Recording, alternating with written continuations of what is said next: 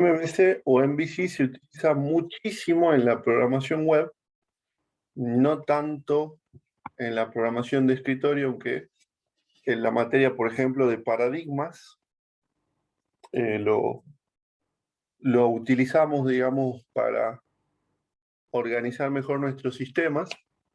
Por lo general, si ustedes buscan en Internet ejemplos en Java de aplicaciones de escritorio, la mayoría programa los eventos en los botones, en los manejadores de eventos, digamos, directamente.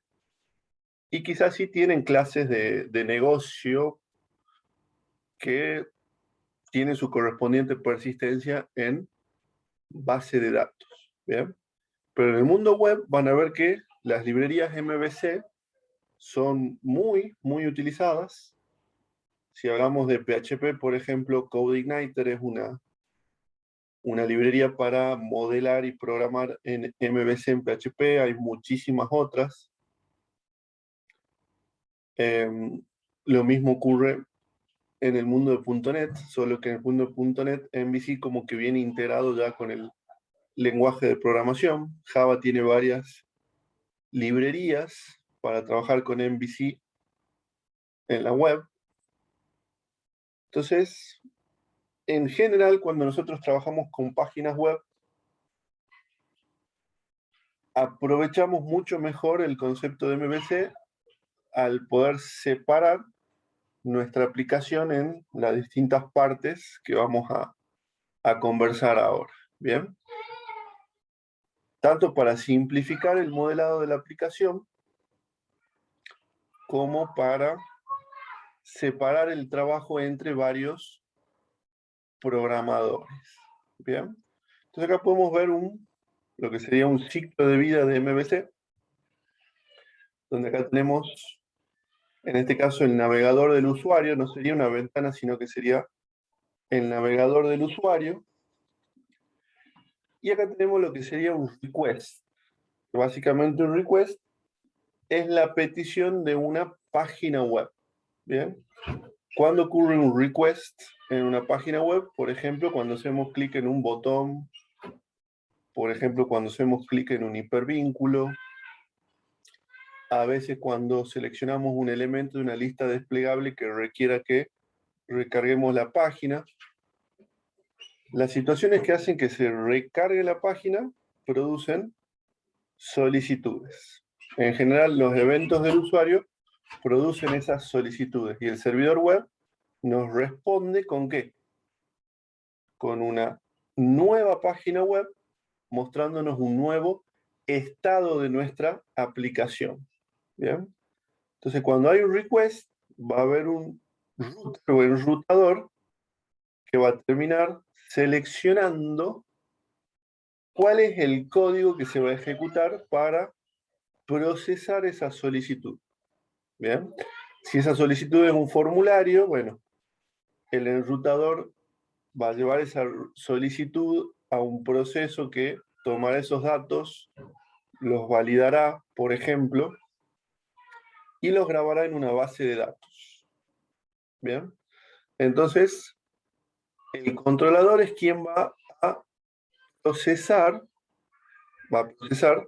las distintas solicitudes del usuario, y el enrutador es el que va a llevar esa solicitud al programa adecuado para procesar esa solicitud. ¿Bien? Entonces el controlador, por ejemplo, valida que el dato es correcto, utiliza el modelo para datos de una base de datos si hacen falta para satisfacer esa solicitud, o utiliza el modelo para grabar en la base de datos la información contenida en esa solicitud.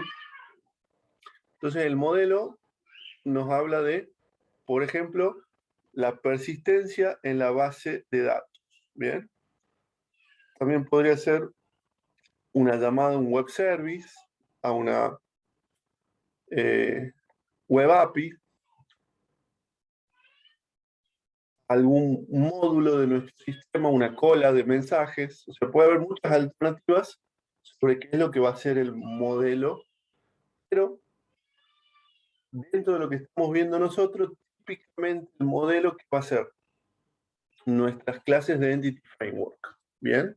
Y clases adicionales que hagan los cálculos, por ejemplo, que nuestro sistema requiera, ¿bien? Entonces, poniéndoles nombre a estos componentes, este sería el navegador del usuario, estas mis clases de Entity Framework, acá tendríamos las clases controladoras, recibirían de las solicitudes los datos. Una vez que tenemos los datos de la solicitud y procesamos esa solicitud utilizando el modelo, el último paso del controlador es seleccionar una página web para entregarle al usuario, para que el usuario vea en esa página web los datos obtenidos del modelo. Bien, entonces el controlador va a elegir una vista y acá es donde entra en acción Razor, Entity Framework y Razor, dos temas que introducimos la clase pasada con ejemplos, para que nosotros podamos embeber código HTML con datos provenientes del modelo que el controlador va a poner disponibles a nuestra vista y va a entregar la vista al usuario para que el navegador renderice un nuevo estado de nuestra aplicación, una nueva página web. ¿Bien? Así que básicamente de este modelo que tenemos acá, más o menos ya vimos cómo funciona Razor, cómo funciona Entity Framework, nos falta ver cómo recepcionamos esta solicitud del usuario en un controlador, cómo la procesamos en el controlador utilizando el modelo y cómo el controlador entrega a la vista los datos y le entrega la vista al usuario para que vea el resultado de haber hecho esa acción, esa solicitud, de haber presionado el botón, por ejemplo. ¿Bien? Entonces, esta es la parte que nos estaría faltando, esta parte de acá es la que nos estaría faltando conocer a nosotros. ¿Bien? Así que bueno, manos a la obra. Vamos a abrir nuestro Visual Studio.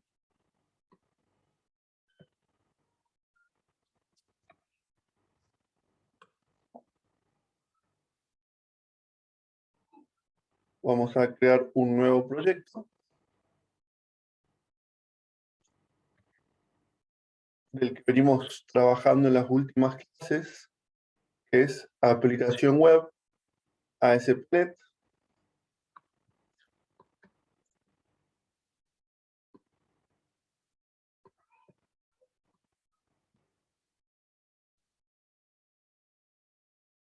Bueno, y acá vamos a tener la primera variación. Vamos a decir que queremos tener soporte para MVC. Bien. Opcionalmente podemos poner Web API. En este caso no lo vamos a necesitar. Tampoco necesitamos HTTPS. Le voy a quitar el HTTPS. La única opción diferente va a ser que ahora queremos soporte para MVC en nuestro proyecto. ¿Bien? Y voy a hacer clic en crear.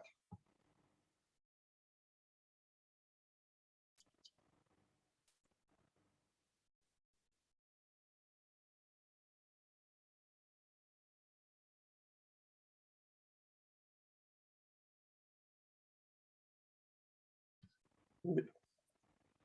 Para el ejemplo de la clase de hoy, vamos a utilizar nuestra base de SQL Server Tutorial.net, base de datos de ejemplo. Siempre está bueno repasar este diagrama de clases para ver cómo se relacionan las clases en nuestro sistema. Son estas líneas que unen las clases o las tablitas, surgen de las foreign key de nuestra base de datos, que dice qué columna de esta tabla se relaciona con qué columna de aquella otra tabla.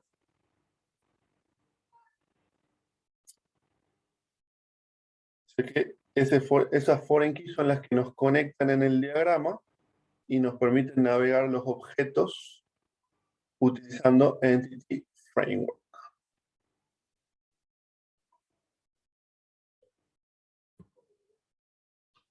Bien. Así que vamos a agregar a nuestro proyecto un nuevo elemento. En datos vamos a elegir base de datos de SQL Server. Confirmamos que se va a agregar en la carpeta appdata. En el explorador de servidores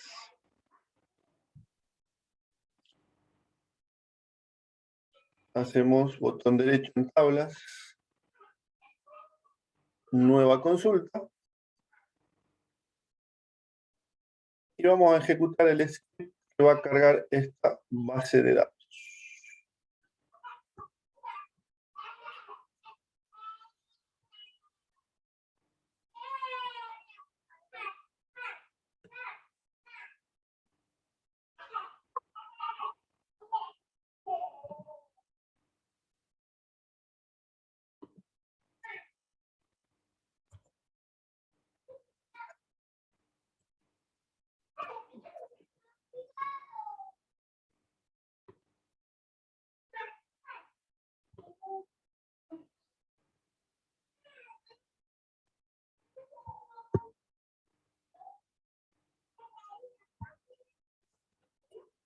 La única línea de código que necesitamos eliminar del script es la que dice use.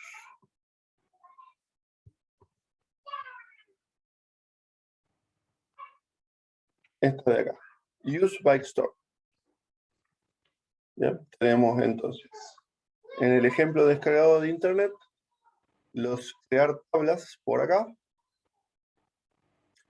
Y tenemos los insert por aquí abajo. Bien.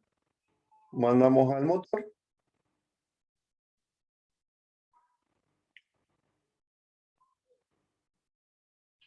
Y verificamos que estén las tablas.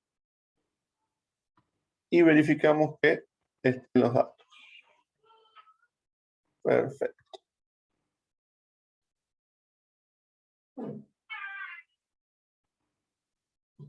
Entonces, el siguiente paso también lo conocemos de la clase pasada. Vamos a agregar a este proyecto un Ado.NET Entity Data Model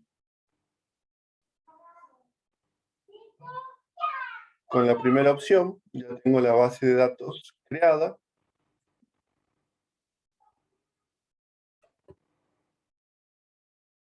Con todas las tablas del esquema producción y del esquema de ventas.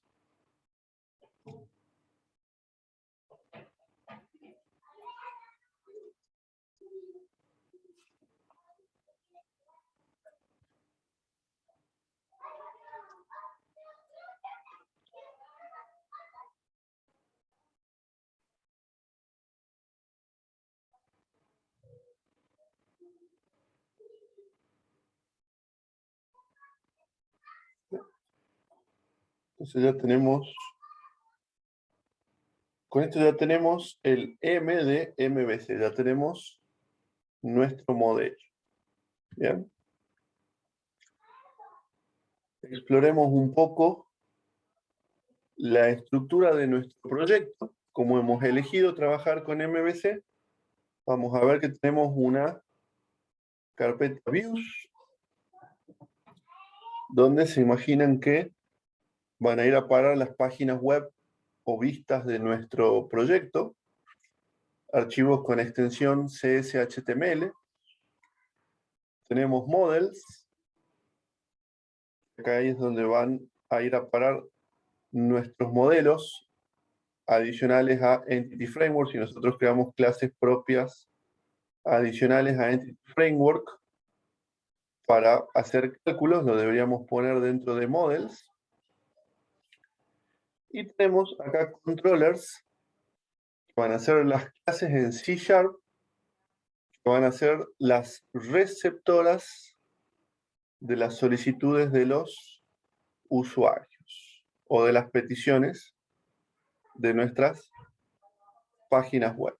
Bien, vamos a ver cómo integramos estos tres elementos. Y tenemos aquí abajo ya las clases generadas de Entity Framework dentro de este model.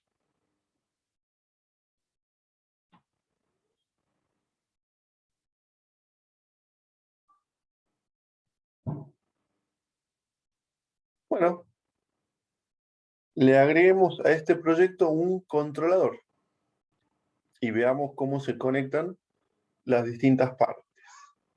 Voy a hacer clic derecho. Bueno, acá hay un paso importante que quizá no es tan obvio.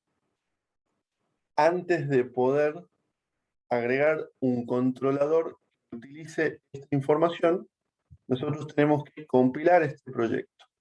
Vamos a hacer clic en compilar o recompilar solución. ¿Bien? ¿Qué es lo que hace compilar la solución? Genera el binario a partir de todas las clases para que Visual Studio sea capaz de reconocer cuáles son las clases que tenemos dentro de Model 1, Entity Data Model. ¿Bien? O sea que Visual Studio quizá en algunas partes no iba a encontrar estas clases hasta que no compilemos la solución. ¿Bien? Ya compilado, podemos usar este asistente que se llama botón derecho en la carpeta Controller, agregar.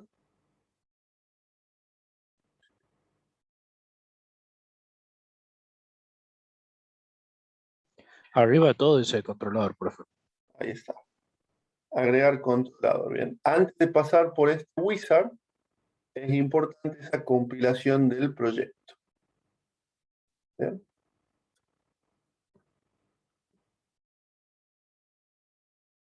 Vamos a crear un controlador MVC en blanco dentro de un rato, como para probarlo sin que haya una base de datos de por medio, pero ahora vamos a la opción de crear un controlador, generar las vistas de ese control utilizando Entity Framework. ¿Bien? Una vez que se genere el código de estas vistas de este controlador, nos va a quedar más claro cómo utilizar la opción de hacer un controlador en blanco. ¿Bien? Entonces observemos. Esta es la opción que vamos a utilizar. ¿Bien? Nos pregunta clase de modelo. Esta es la parte que no le iba a aparecer nada si no habían compilado previamente la aplicación. Arranquemos con una tabla chiquita. ¿Bien? Chiquita en el sentido de que tenga menos dependencias.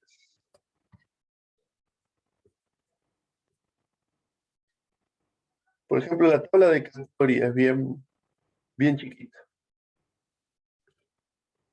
Acá donde dice clase de modelo, vamos a poner categorías. ¿Bien? Clase de contexto de datos. Acá vamos a elegir nuestro contexto de base de datos. Y vamos, sin configurar nada más, a pedir que nos genere las vistas y el controlador que se va a llamar categorías controller. Bien, podemos ver que tenemos el nombre del modelo y el sufijo controller. Bien, esto es muy usado en programación. Por ejemplo, en Java, todas las excepciones son clases que terminan en la palabra exception. Por ejemplo, SQL exception. Bueno, acá, para homogeneizar todas las clases que sean controladores, terminan con la palabra controller. Si bien no es obligatorio, está bueno respetar ciertas reglas de nombre porque nos va a ser más fácil después referenciarlas en la codificación. Bien, vamos a hacer clic en agregar y vamos a ver qué nos tira Visual Studio dentro de nuestro proyecto.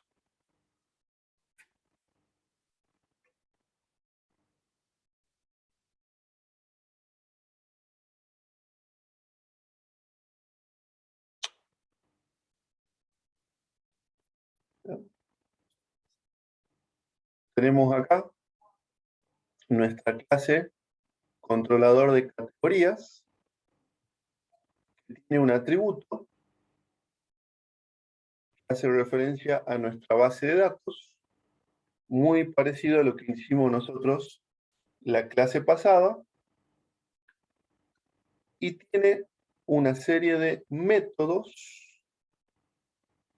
cada uno de los cuales va a ser el encargado de trabajar con los distintos tipos de solicitudes que puede hacer nuestro navegador.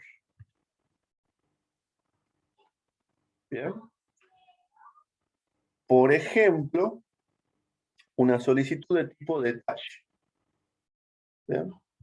Si nosotros en el navegador escribimos una URL http://localhost /categorías /detalles /5, esta URL va a ser, volvamos acá al grafiquito,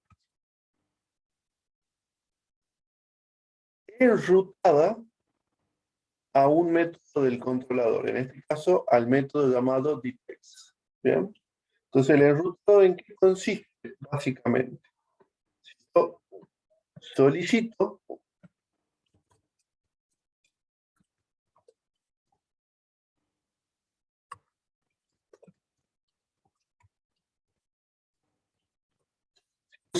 esta dirección, el enrutador va a decir, tengo que ir a la clase categorías controller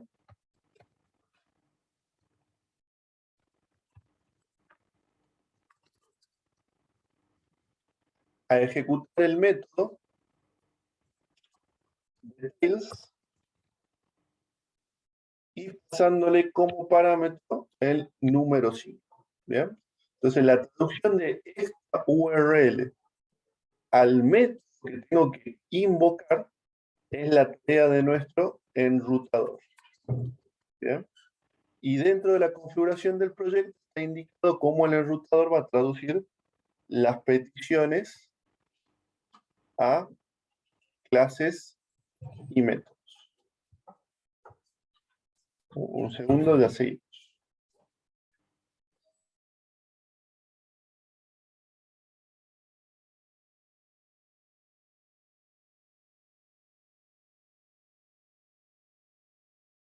Bien. Perdón la interrupción. Bien. Entonces, ¿qué es lo que va a hacer el controlador? Va a recibir este 5, va a buscar en nuestra base de datos